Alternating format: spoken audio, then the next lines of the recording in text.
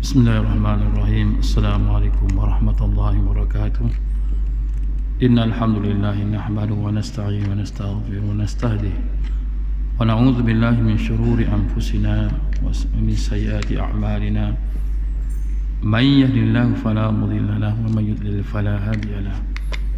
Wa asyhadu an la ilaha illallah wahdahu la syarika lahu wa asyhadu anna sayyidina Muhammadan abduhu wa rasuluh.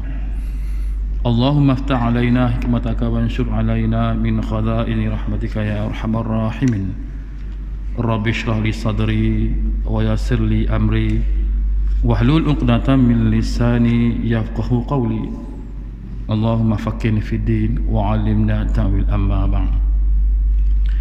Yang dikasihi dihormati saudara jemaah muslimin dan muslimat sekalian, alhamdulillah summa alhamdulillah. Syukur kepada Allah Subhanahu wa taala yang masih lagi memberi keizinan kepada kita semua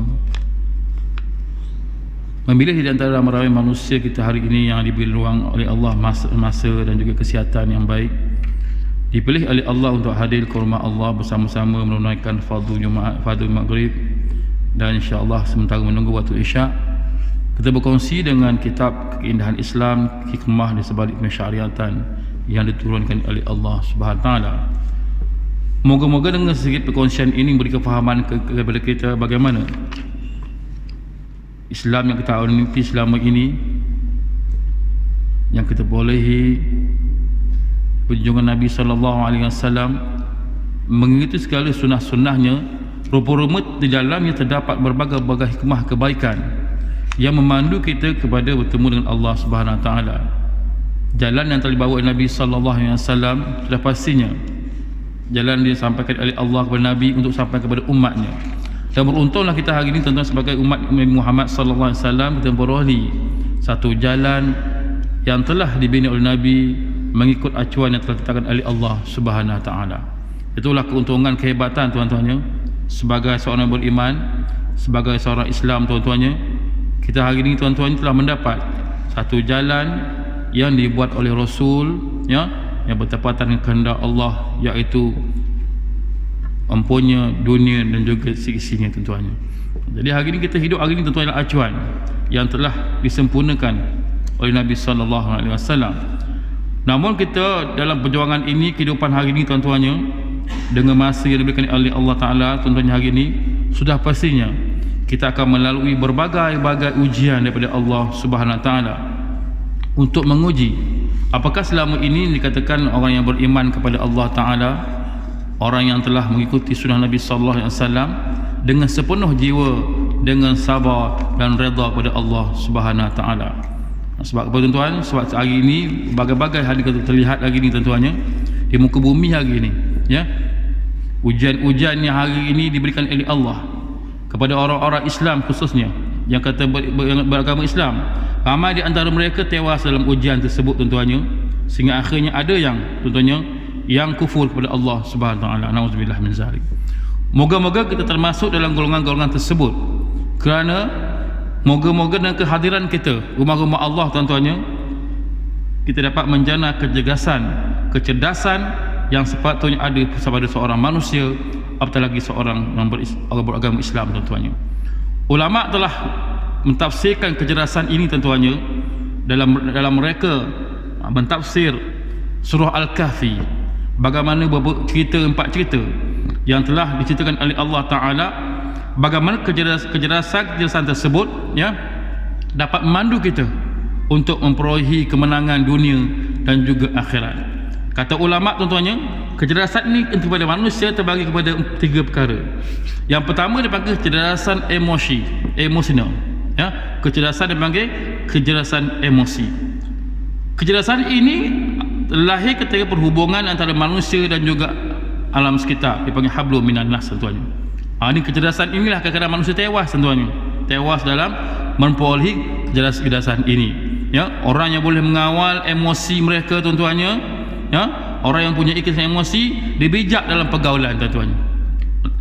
Kita tengok hari ini kita yang memperolehi ataupun tidak kecerdasan emosi ini, ya. Sebab tu manusia hari ini tuan-tuannya, kehidupan mereka gundah gulana, hidup tak tenang dan sebagainya, kerana satu kecerdasan yang patutnya mereka perolehi mereka tak dapat tuan-tuannya. Jadi kecerdasan emosi ni boleh dapat di mana tuan-tuannya? Sepastinya boleh dapat di rumah-rumah Allah tuan-tuannya. Ala bi zikrillah tatmainnul qulub tuan-tuannya. Itulah bagaimana hari ini orang kaya pun boleh dapat cerdas emosi, orang miskin juga boleh dapat tuan-tuannya. Orang sakit boleh dapat, orang sihat pun juga boleh dapat tuan-tuannya. Kayanya Allah Subhanahu taala. Mana emosional itu bergantung kepada perhubungan kita. Bagaimana perhubungan kita, ya Allah jadikan manusia ini kita menguruskan hubungan hablum minan nas, hubungan dengan manusia tuan-tuannya. Itu kata ulama, orang yang punya kecerdasan emosional, mereka bijak dalam pergaulan tuan-tuannya. Pandai berkomunikasi tuan-tuannya. Percakapannya, pertuturannya tuan-tuannya melambangkan akhlak yang tunjukkan oleh Nabi sallallahu alaihi wasallam. Nak tengok orang cerdas tak cerdas emosi dia tuan-tuannya, kata ulama, tengok percakapan dia, pertuturan dia, perhubungan dia dengan manusia tuan-tuannya. Cakap kadang-kadang keluar perkataan tak sepatutnya, ya. Kalau bangsa Cina saya kata lah tuan-tuannya, bangsa Cina nak makan pun mencarut dulu. Nak makan pun tuan-tuannya puas dia sebut benda-benda yang tak elok. Ni kita orang Islam ni tuan-tuan macam tu juga ada juga tuan-tuan. Ada juga. Bermaknanya kecerdasan emosional tu belum sampai ke tahap seorang yang orang mukmin tuan-tuan. Jadi hari ini kita dapat kecerdasan emosional ni paling utama tempatnya untuk mendidik jiwa kita di rumah-rumah Allah tuan-tuan. Diperdagangkan kepada kita ayat-ayat Allah, diperdagangkan kepada kita kalimah-kalimah Nabi melalui sunnah-sunnahnya, melalui hadis-hadis yang disampaikan kepada kita semua tuan-tuan, untuk membentuk satu akhlak, dipanggil akhlak seorang Islam tuan-tuan. Jadi kata ulama, bagaimana kecerdasan emosional ini tuan-tuannya, dia mestinya hadir dalam pergaulan dia sama manusia, dan ada perasaan merasakan empati kepada orang lain tuan-tuan. Rasa belah kasihan dengar banjir, Allah kasihannya dia, insya-Allah kita ni alhamdulillah walaupun naik air sekejap saja, tapi sahabat-sahabat kita bermandi lumpur tuan-tuannya, ya. Ni hari ni masih lagi ramai hari ni duduk dalam lumpur tuan-tuannya, duduk beribadat dalam lumpur pun ada sekarang tuan-tuannya. Tu ada perasaan empati, simpati kepada mereka tuan-tuannya. Itulah lahir daripada kecerdasan emosi kita tuan-tuannya. Pada muka banjir lantak dia, degil sangat, tu orang yang tak cegah emosi dia tuan-tuannya. Ada perasaan dendam, gundah gulana, iri hati, dengki dan sebagainya. Sebab tu kita akan boleh duduk rumah Allah tuan-tuannya, dengar kalimah Allah, patutnya hati kita makin cerdas tuan-tuannya, emosi kita makin baik sepatutnya tuan-tuannya. Tapi bila tak ada berlaku begitu, pasti ada sesuatu tuan-tuannya yang menghalang kita untuk mendapat kecerdasan emosional yang dikatakan oleh ulama tuan-tuannya. Bagaimana Zulkarnain diceritakan oleh Allah SWT dalam Al-Quran tuan-tuannya, kecerdasan emosional tuan-tuannya dapat mengawal tuan-tuannya dirinya dalam dapat kekuasaan ketika diberikan oleh Allah kuasa tuan-tuannya. Hari ini ramai pemimpin hari yang tak ada kecerdasan emosional, ya. Tindakan mereka, perbuatan dia mengikut hawa nafsu tuan-tuannya, ya. Tindakan mereka tidak menggambarkan seorang yang beriman tuan-tuannya. Ini tidak membolehi kecerdasan emosional. Mana mungkin kita boleh dapat kecerdasan emosional tuan-tuan ni kalau kita tidak bergantung harap kepada Quran dan hadis Nabi sallallahu alaihi wasallam. Nasihat-nasihat diberikan oleh Allah, teguran-teguran diberikan oleh Allah Taala tuan-tuan. Ajaran-ajaran Nabi sallallahu alaihi wasallam sudah pastinya akan mempengaruhi emosi kita tuan-tuan. Batu orang biasa datang masjid surau tuan-tuan, tengok emosi dia. Walaupun kadang-kadang orang nak cecer dia, orang nak keji dia, orang nak hina tuan-tuannya, tak ada hal bagi dia. Sebab apa? Sebab tuan-tuannya manusia tak ada kuasa untuk memberi kecelakaan, kerosakan pada manusia. Jangan Allah kata kita bodoh sudah. Mu nak kata aku bodoh, katalah. Mu tak ada kuasa. Orang yang kata bodoh ke orang lain tu sebenarnya dia kata pada diri dia sendiri. Apa kuasa dia kata-kata bodoh? Patut orang beriman tuan-tuan, jiwa emosi dia yang sempurna tuan-tuannya, bila orang kata sesuatu perkara yang tak baik, bodoh ke apa, senyum je. Mu kata pada dirimu, bukan berkata kepada aku. Mu tak ada kuasa. Tak tuan-tuan. Tak sedar manusia tuan. Nak melepaskan emosi dia tuan-tuannya yang gundah gulana tu, dia tak langsung dia menambahkan lagi tuan-tuannya pada dirinya tuan-tuannya, makin teruk emosi dia.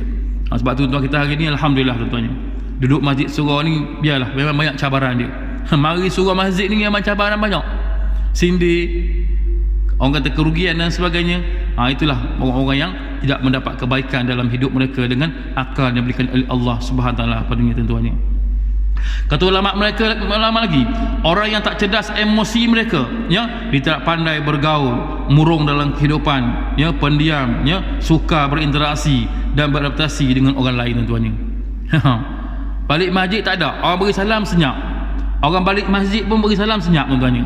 Tak tengok muka orang dah, terus je balik ke rumah. Sebab mungkin kat rumah tu ada benda yang membelenggu diri dia. Takut tahu, Allah alam lah.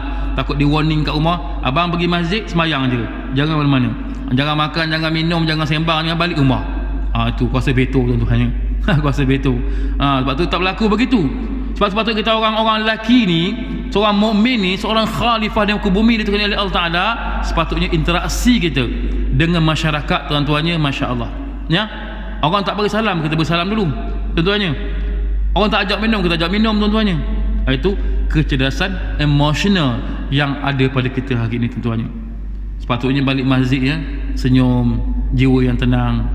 Yang balik rumah tuan-tuannya, Allah, kunci ada dah dalam poket ni, ada kunci dalam poket ni, ketuk pagar lagi, suruh anak buka pagar. Allah tuan-tuannya, teruknya emosi kita tuan-tuannya.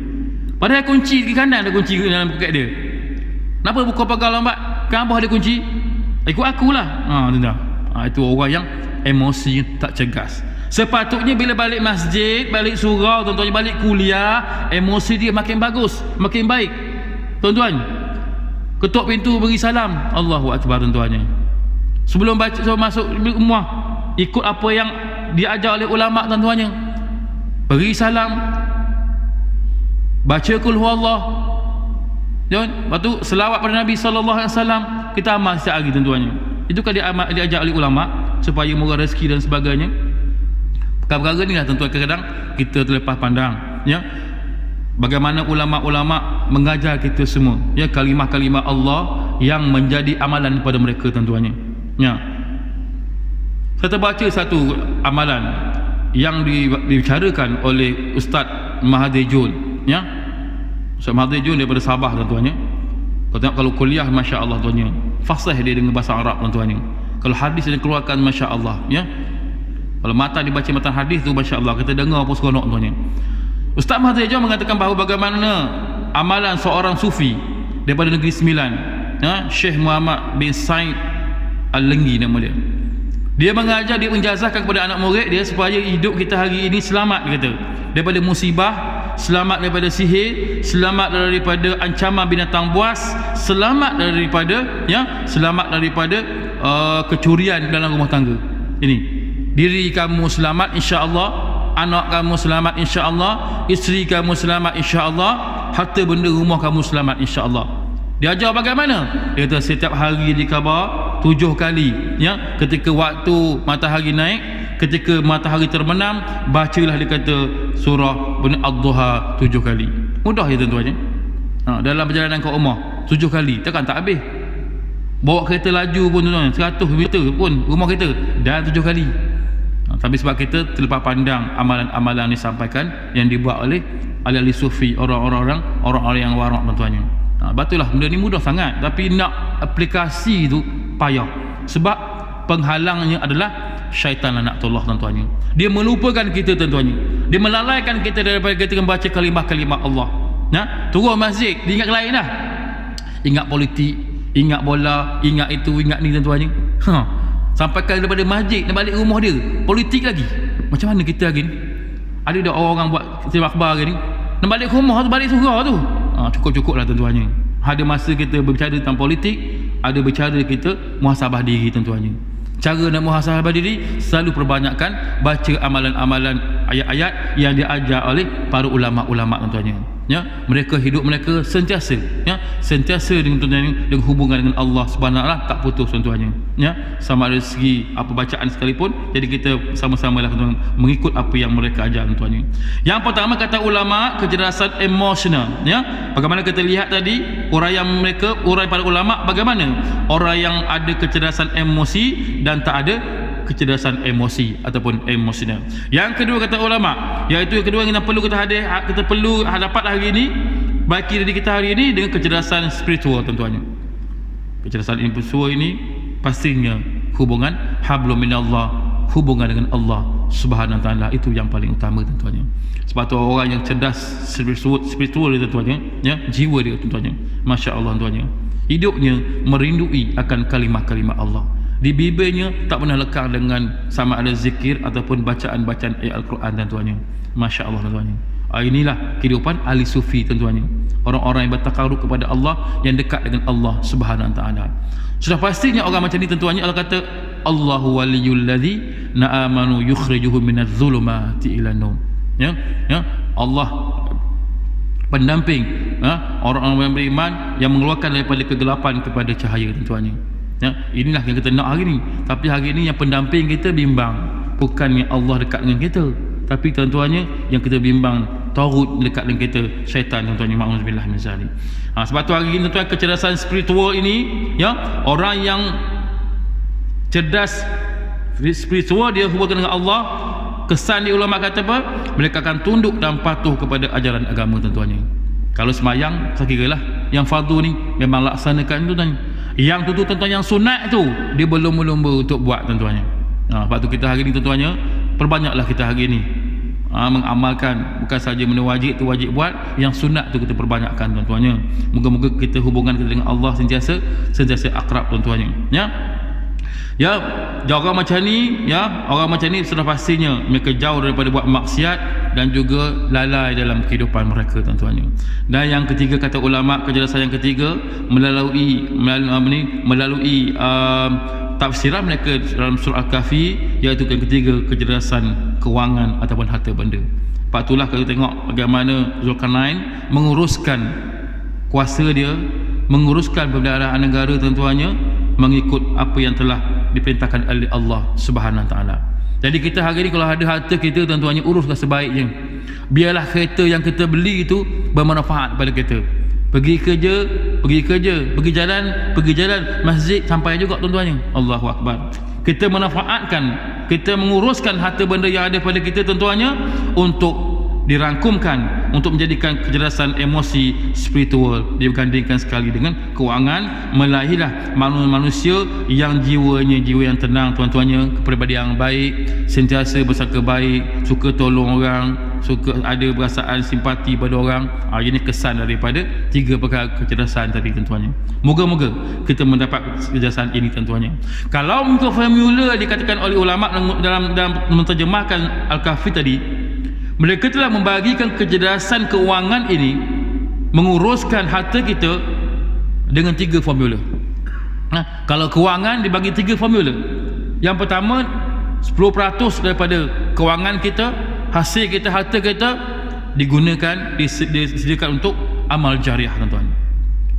10% lagi formula yang kedua, 10% lagi untuk pelaburan, ya, simpan tuan-tuannya. Yang ketiga 80% untuk apa? Untuk pengurusan kehidupan tuan-tuannya. Nak beli makan, nak beli sayur, nak beli apa, nak bagi kereta ke apa, itu formula pengurusan kewangan.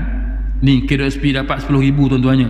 10,000. 10% ingat, 10% tu 1,000 untuk amal jariah. Tu tabung masjid tuan-tuannya. Kalau semua orang 10,000 KWSP tuan-tuannya, kalau 1,000 seorang masjid tu tabung tu, masya-Allah. Hebat tuan-tuannya. Hebat bagi ulama mengajar menguruskan harta benda kewangan kita. Untuk apa dia? Untuk menzahirkan kecerdasan emosi, kecerdasan spiritual tuan-tuan. Kalau tak ada kecerdasan spiritual, jadi manusia yang bakhil, kedekut tuan-tuan. KWSP 10,000 dapat. 10,000 simpan belaka. Anak pun tak tahu, isteri pun tak tahu tuan-tuan. Makan sendiri. Itu orang yang bakhil. Jadi kita hari ini menguruskan kewangan kita tuan-tuannya. Apa sumber kewangan kita dapat, rezeki di mana-mana sekali pun tuan-tuannya, kena ada formula dia. Jangan kita hari ini menggunakan kewangan kita ataupun harta yang ada pada kita ke arah benda-benda yang melalaikan kita dan merosakkan kita tuan-tuan. Jadi insya-Allah tuan-tuannya, moga-moga kecerdasan ini kita perolehi. Mari masjid, mari segera dengan kuliah tuan-tuan, insya-Allah akan mengalami ke apa ni dikatakan kecerdasan yang sepatutnya kita hadapi tuan-tuannya.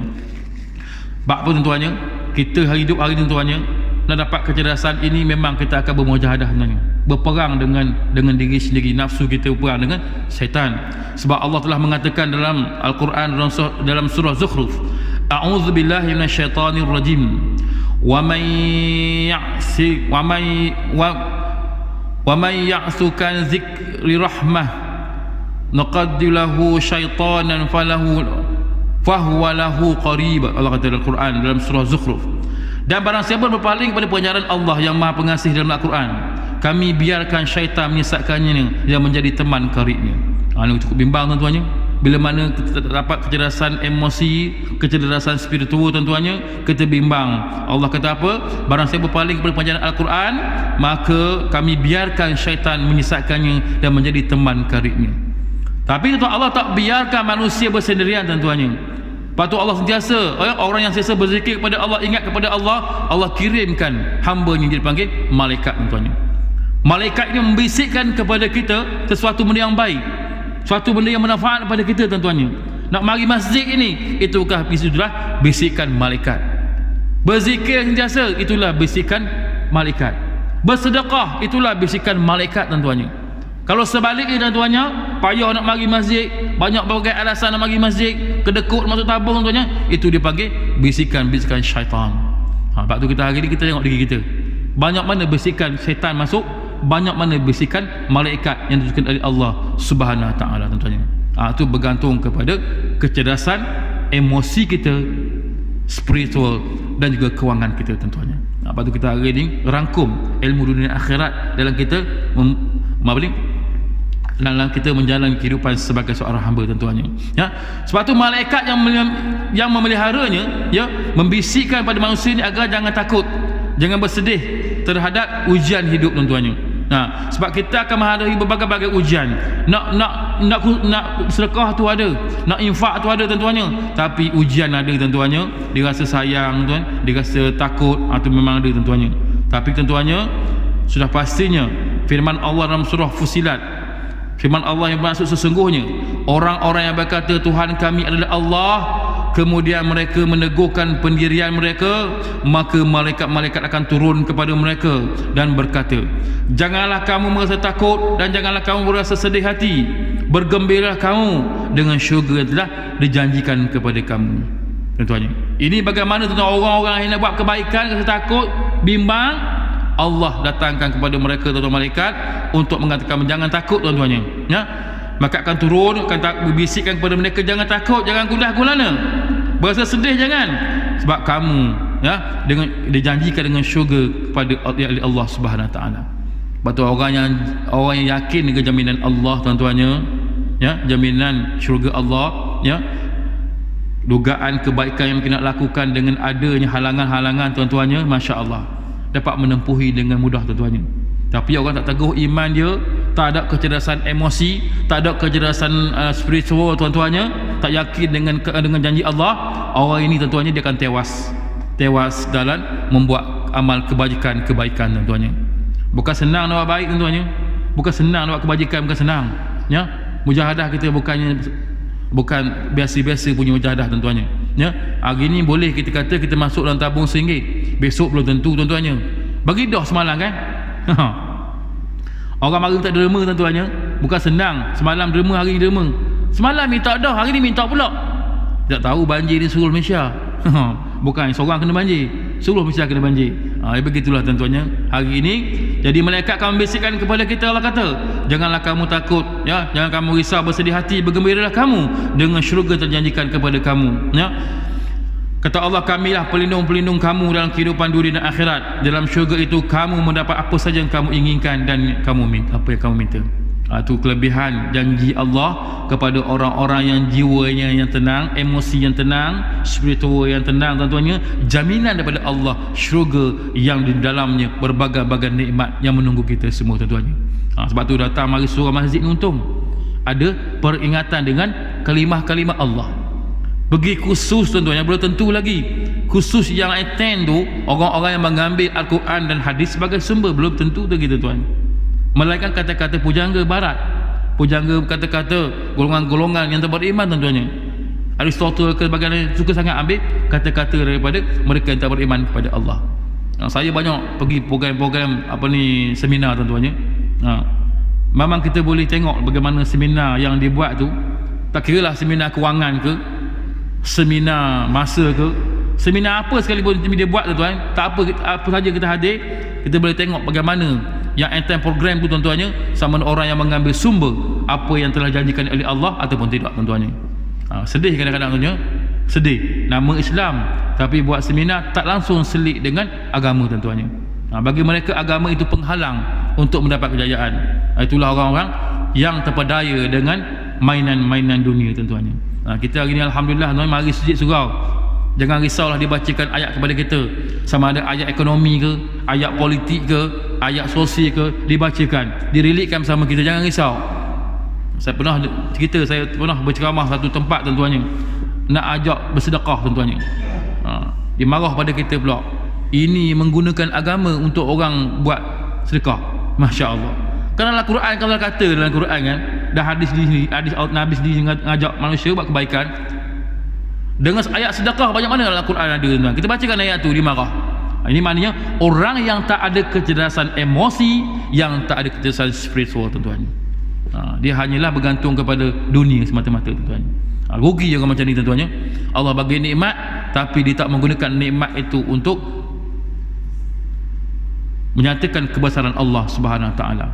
Tak boleh merasai kebesaran Allah dengan nikmat Allah bagi tuan-tuannya. Nak rasa nikmat tuan-tuannya, kebesaran Allah ni tuan-tuannya, bila mana dalam Quran Allah kata infak, ya, sedekah tuan-tuannya, kita belum buat kebaikan tuan-tuannya. Itu orang yang menyedari kan nikmat-nikmat Allah tuan-tuannya. Tapi orang tak bersyukur ni ramai tuan-tuannya, masya-Allah. Pengalaman saya lah tuan-tuannya, masya-Allah. Berbagai kerenah manusia bila ajak buat baik tuan-tuannya. Berbagai-bagai kerenah tuan-tuannya. Nak menjustifikasikan kedekut dia tu berbagai-bagai kerenah tuan-tuannya. Tapi kita sebagai penyampai ya ilmu, ya berkongsi ilmu, kita kongsilah selagi mana ia tidak keluar daripada landasan agama tuan-tuannya. Sampaikanlah. Memang nak sampai agama ni orang marah. Nak ajak buat baik ni memang susah tuan-tuannya, sebab nafsu yang ada pada manusia ini dia berbeza-beza tuan-tuannya. Ya, ada orang lembut jiwanya, ada orang keras jiwanya, ada orang jiwanya tuan-tuannya kental dan sebagainya. Bergantung kepada masing-masing lah. Ya, sebab Allah mengatakan fa'alhamaha fujuraha wa taqwakaha. Maka jiwa itu dibagi pilihan, ya, untuk jalan fujur ataupun takwa tuan-tuannya. Jadi kalau kita mendapat ilmu yang sebaiknya, ilmu untuk memandu kita ke arah akhirat, insya-Allah kita akan pilih jalan takwa pada Allah. Tapi jalan fujur ini tuan-tuannya, jalan kejahatan ini, inilah manusia ramai yang terlibat. Walaupun dia ni kaki semayang, walaupun dia ni kaki sedekah, walaupun dia ni banyak pergi umrah, buat haji tak tahun, tapi tuan-tuannya sebab jiwa tu memilih jalan ke arah fujur, akhirnya mencampakkan diri mereka bukan ke arah ketakwaan Allah Subhanahu Wa Taala. Sebab tu hati-hati tuan-tuannya dalam hidup kita hari ini, ya, sebab Allah berfirman dalam surah Zukhruf tadi, ya, barang siapa berpaling daripada pengajaran Allah yang Maha Pengasih dalam Al-Quran, kami biarkan syaitan mengesatkannya. Janganlah sampai tuan-tuannya Allah murka kepada kita, menyesatkan kita tuan-tuannya. Tak kenal mana kawan, tak kenal mana musuh tuan-tuannya. Orang dah berkali cakap dah, biarlah tempat kita ni, bumi kita ini, bumi tanah Melayu ditabik orang Islam, ditabik orang Melayu dah. Nak juga dengar orang bukan Islam tuan-tuannya. Sedangkan Allah kata walan tadha ankal yahudu walan nasara hatta tattabi'a millatahum. Allah Quran Allah sebut dah, tapi tak nak beriman dengan ayat ni. Oh, tak boleh, orang Islam tak pandai mengentar, orang Islam ni kuat rasuah, orang Islam kuat menipu, orang Islam ni tak pandai. Orang yang paling jahat menipu, orang yang paling tak pandai, orang paling bodoh di dunia siapa dia? Orang yang menyembah selain daripada Allah Subhanahu Wa Taala, buat objek-objek sembah. Itu yang paling bodoh sekali. Jiwa dia sendiri pun meronta kadang-kadang. Orang bukan Islam ni, jiwa dia meronta mencari kebenaran, mencari Tuhan tuan-tuannya. Siapa Tuhan yang sebenarnya? Dengan akal yang ada pada mereka, kecerdasan yang mereka dapat tu tuan-tuannya, ya, mungkin dia cerdik sikit, dia fikir, takkanlah aku nak sembah apa yang aku buat. Dia tak boleh bermanfaat pun, tak boleh bagi mudarat pun. Tapi kita orang Islam tuan-tuannya, masya-Allah tuan-tuannya, walaupun kita tak ada PhD, kita tak lulus PhD tuan-tuannya, tapi iman kita masya-Allah tak goyang tuan-tuannya. Walaupun kita diuji berbagai ujian akidah tuan-tuannya, iman kita tak goyang tuan-tuannya. Itulah orang yang cerdik nama dia. Namun orang yang cerdik begini tuan-tuan perlu tuan-tuannya dibimbing. Sebab itulah Allah utuskan Nabi SAW untuk membimbing kita. Nabi sampaikan, risalah-risalah Nabi kepada kita disampaikan kepada ulama-ulama bagaimana untuk membimbing kita tuan-tuannya. Benda ni kan ya, ayat Zukhruf ini jangan sampai syaitan menyesatkan kita tuan-tuannya. Tapi jika tak ingat Allah tuan-tuannya, ini amaran Allah Subhanahu taala. Dalam surah Zukhruf juga ayat 37 Allah peringatan, jika tak ingat pada Allah taala maka malaikat akan menjauhi kita tuan-tuannya. Sentiasa hidup dalam maksiat tuan-tuannya, tengok benda-benda lucah, tengok Facebook lucah, tengok website lucah, tengok Twitter lucah tuan-tuannya, sudah pasti tuan-tuannya malaikat tidak akan mendampingi kita tuan-tuannya. Bacalah surah apa pun, berdoa 7 kali ke, balik baca, petang baca, tapi hidup bergelumang dengan maksiat tuan-tuannya. Dalam rumah kita penuh dengan maksiat. Anak tengok Facebook lucah, ayah tengok Facebook lucah, mak tengok Facebook lucah tuan-tuannya. Mana mungkin boleh mendapat barakah daripada Allah Subhanahu taala. Sebab itulah jalan fujur, fa'alhamaha fujuraha wa taqwaha, kata Allah Subhanahu taala. Sebab itulah dalam masjid surah dia bagi peringatan, nasihat supaya jangan campurkan dalam antara benda yang disuruh oleh Allah Taala dengan apa yang dilarang oleh Allah Subhanahu taala. Walaupun Allah itu Maha Pengampun, walaupun Allah Maha Penyayang, tapi nafsu yang daripada kita tak dapat ditundukkan, kita pilih jalan fujur, jalan kejahatan tuan-tuannya. Sebab tu hati-hati tuan-tuannya. Bagi surah bagus dah, bagi masjid bagus dah, amal ayat-ayat lagi bagus dah tuan-tuannya, tapi jaga jangan sampai kita terpesong dengan pujukan syaitan tuan-tuannya. Dengan kemudahan yang ada hari ini, manusia mudah terpesong tuan-tuannya. Sebab itulah hati-hati yang anak ramai tu, yang kat rumah ada device 3, 4, 5 tuan-tuannya, yang pakai wifi tu, semua bilik boleh akses tuan-tuannya. Hati-hati tuan-tuannya. Nak buka laptop boleh, pintu buka, syarat anak. Okey, nak buat assignment boleh, pintu buka. Rumah ada 10 bilik tuan-tuannya, buka semua pintu bilik. Ayah lalu nampak, yang ni buat assignment, yang ni cari fakta, yang ni cari bahan apa, jelas tuan-tuannya. Jadi kita hari ni tuan-tuannya kena hati-hati dalam kehidupan hari ini, bagaimana kita manage hari ini, iaitu kecerdasan kewangan tadi, menguruskan kewangan ataupun harta benda kita. Jangan sampai kita lalai kita menguruskan benda ni, merosakkan tuan-tuannya rumah tangga kita tuan-tuannya, walaupun kita beramal dengan amal-amal yang baik tuan-tuannya. Allah bagi peringatan dalam surah Zukhruf tuan-tuannya, jika tak ingat pada Allah Ta'ala, mereka akan menjauhi syaitan, laknatullah, akan jadi teman kita. Maknanya makin jauh daripada Allah, syaitan makin rapat dan jadi teman setia tuan-tuannya.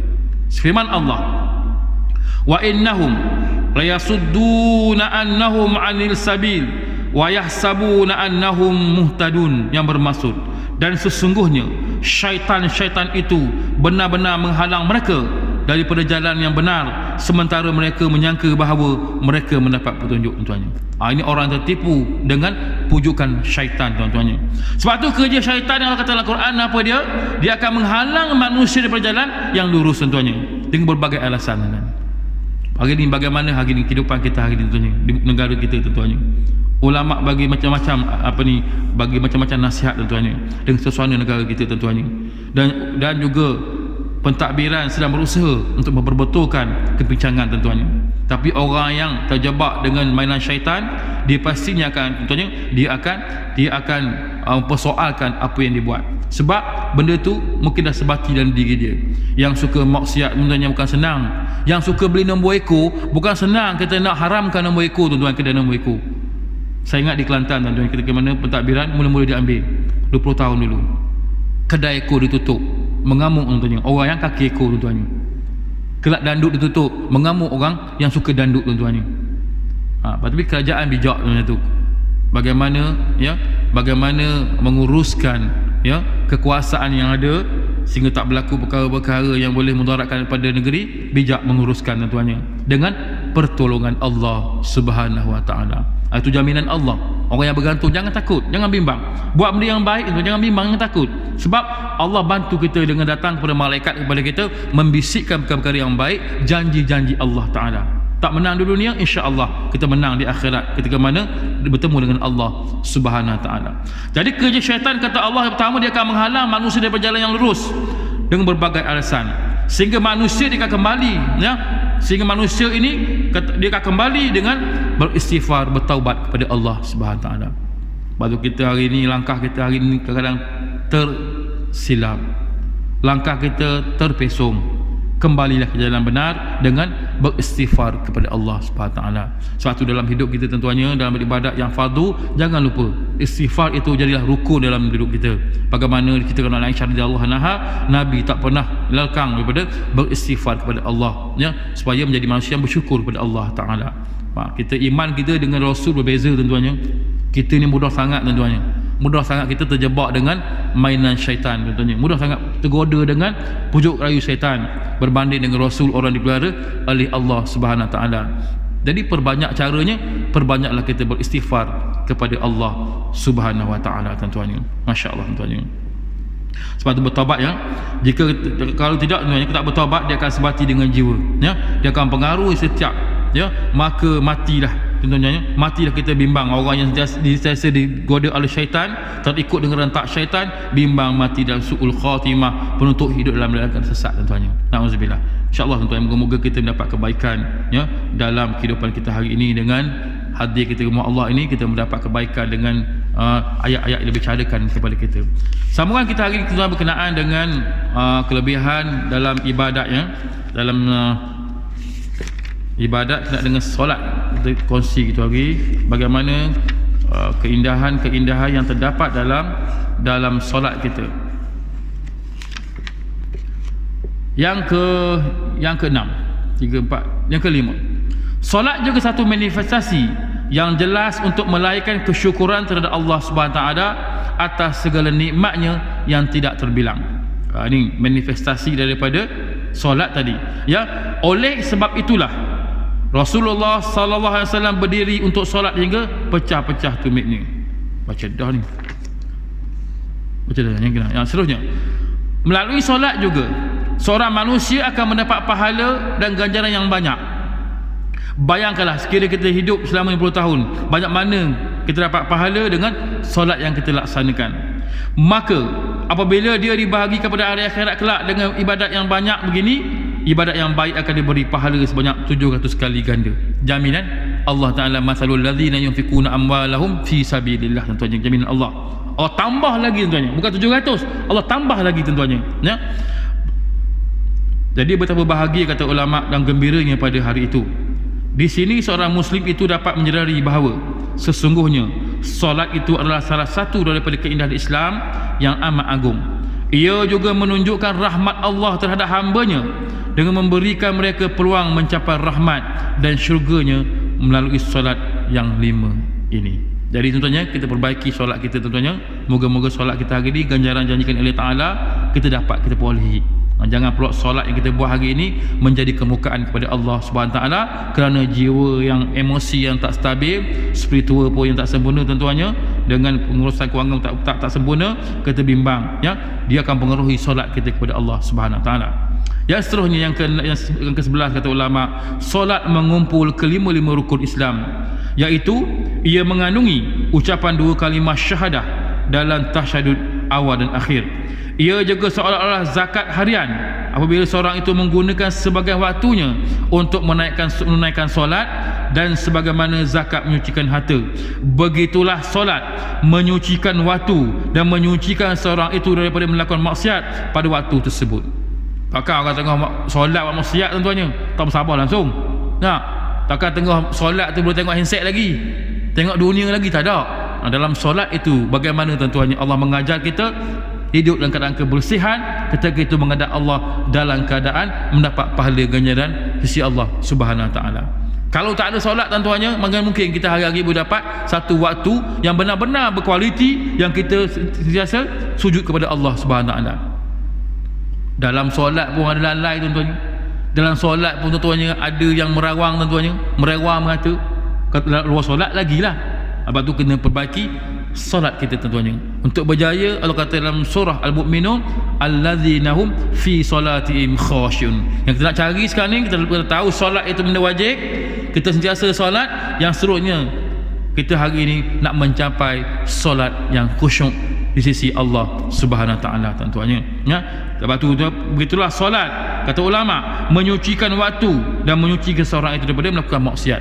Sebab hari ini kita waktu banyak buang masa tentunya. Banyaklah kalau kita duduk masjid ni tunggu waktu daripada maghrib sampai isyak tentunya, masya-Allah. Banyaknya waktu yang kita ada hari ni kita peruntukkan, kita menginfakkan, kita menyucikan waktu kita yang ada pada hari ni tuan-tuannya untuk sujud kepada Allah Subhanahu Wa Taala. Dah rugi tuan-tuannya orang yang semayang tak mari masjid, orang yang semayang tak mari surau tuan-tuannya, lepas semayang Jumaat terus balik.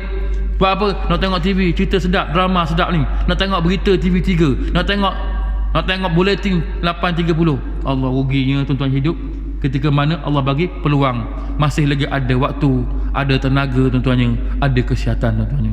Rugi. Balikkan tentu dah tuan-tuannya, balik masjid tentu balik rumah dah. Dalam balik rumah kan tuan-tuannya belum tentu lagi. Belum tentu lagi tindakan kita, tingkah laku kita, akhlak kita tuan-tuannya, ingatan kita belum tentu kita boleh mengekalkan apa yang kita buat di masjid tuan-tuannya, belum tentu. Sebab tu peluang ni, sebab tu peluang yang ada di masjid tuan-tuannya, ya, kita perbaikilah diri kita, ya. Sebelum sampai rumah tu ada lagi perkara-perkara yang kita buat itu yang menjadi kebaikan kepada kita. Masuk dalam rumah ada pula perkara yang kita buat itu kebaikan pada kita. Makan nasi ada pula ibadah yang kita buat dengan doa dan sebagainya. Lepas makan nasi tuan-tuannya duduk rehat dengan anak, ada pula tuan-tuannya tazkirah pada anak. Tadi abang dengar ceramah tadi, abang dengar tazkirah tadi, jangan buat gini, kita buat gini. Allah, nak tidur baca pula 3 kul, Masya Allah tuan-tuannya, tidur dengan ibadat. Bangun pagi besok pukul 5 tuan-tuannya, subuh kita tuan-tuannya 6 minit, bangun pukul 5 tahajud pula tuan-tuannya. Allah, Masya Allah, indahnya emosi kita, indahnya spiritual kita, indahnya tuan-tuannya pengurusan masa kita tuan-tuannya. Sebab tu hari ni tuan-tuannya kita kena muhasabah diri kita. Adakah kita hari ni sampai tahap tu tuan-tuannya? Supaya apa? Supaya solat yang kita buat ini benar-benar berkesan pada diri kita. Inna solat tatanha anil fahsya wal munkar, kata Allah. Kalau ada benda-benda fahsya dan munkar buat hari ni tuan-tuannya, maknanya solat itu belum terkesan pada diri kita tuan-tuannya. Hari ni banyak benda munkar tuan-tuannya, tak datang tak sengaja tuan-tuannya, tanpa kita pinta. Itulah ujian Allah Ta'ala tuan-tuannya. Namun orang-orang yang beriman kepada Allah, mengingati Allah, balik masjid, balik rumah, tidur, pergi kerja, sentiasa mengingati Allah Ta'ala. Allah mengutuskan para malaikat untuk membisikkan kalimah Allah yang baik tuan-tuannya. Nampak je maksiat, astaghfirullahalazim. Nah, kita orang potong kereta bertunjuk penembuk astaghfirullahalazim, tak bertindak balas dengan perkara yang boleh mudaratkan kepada hubungan hablum minan nas tuan-tuannya. Sebab tu kita hari ni alhamdulillah tuan-tuannya, kalau orang sampai tahap tu, Masya Allah, syukur kepada Allah, terus kekalkan tuan-tuannya. Moga-moga kita dapat kebaikan apa yang telah dibicarakan. Sebagaimana solat menyucikan waktu dan menyucikan seorang itu daripada melakukan maksiat pada waktu tersebut. Sebagaimana sabda Nabi SAW, sikit lagi ya, Nabi bersabda yang bermaksud, beritahu kepadaku, jika hadapan pintu rumah seorang itu terdapat sebatang sungai dan dia mandi di dalamnya 5 kali sehari, adakah kamu akan mendapati kotoran padanya? Mereka sahabat menjawab, tidak, akan terdapat sedikit kotoran pun. Baginda bersabda, begitulah perumpamaan solat 5 waktu, Allah menghapuskan dengannya kesalahan tuan-tuannya. Kelebihan dalam kita buat solat ni tuan-tuannya, bukan sahaja kita mengamalkan apa yang diperintahkan oleh Allah Ta'ala, tapi Allah bagi jaminan dia akan menyucikan jiwa kita tuan-tuannya. Moga-moga jiwa kita hari ni jiwa yang terbaik. Di sini kita dapat lihat kenapa solat selalu disebut bersama dengan zakat, ya. Dalam kebanyakan ayat diperintahkan supaya dengan zakat. Dalam keadaan ini zakat biasa datang selepas solat. Bagaimana nak contoh ni, bagaimana kelima-lima rukun berada dalam solat, ya, dengan syahdahnya, salatnya, solatnya seperti zakatnya, puasa. Mana ada orang tengah sembahyang makan? Hajinya bagaimana yang kita buat contohnya, bagaimana dia kaitkan dengan haji, ya. Sebab sepanjang solat seorang itu mengawal nafsu dan segala anggota daripada semua perkara yang boleh merosakkan kesempurnaan solatnya. Jadi bagaimana dia kaitkan solat itu menghadap ke arah Masjidil Haram, bagaimana firman Allah dalam surah Al-Baqarah, ya, qad nara taqallaba wajhika fis sama falanwalliyannaka qiblatan tardaha fawalli wajhaka syatrul masjidil haram wa haitsuma kuntum fawallu wujuhakum syatra. Maksudnya, sungguh kami sering melihat kamu mendongak mukamu ke langit, maka sungguh kami akan memalingkan kamu ke kiblat yang kamu sukai. Palingkanlah mukamu ke arah Masjidil Haram, di mana saja kamu berada, palingkanlah mukamu ke arahnya. dengan menghadap ke kiblat ke Masjidil Haram ketika mendirikan solat, kata ulama ia mempunyai persamaan dengan satu lagi rukun, iaitu ibadat haji dari segi menyemarak dan memulihkan Baitullah. Wallahu alam. Minta maaf terkasar bahasa terlanjur bicara dalam perkongsian tadi. Yang baik itu datang daripada Allah Taala, yang salah itu atas kelemahan diri sendiri. Minta maaf terkasar bahasa terlanjur bicara. Wallahu alam. Assalamualaikum warahmatullahi wabarakatuh.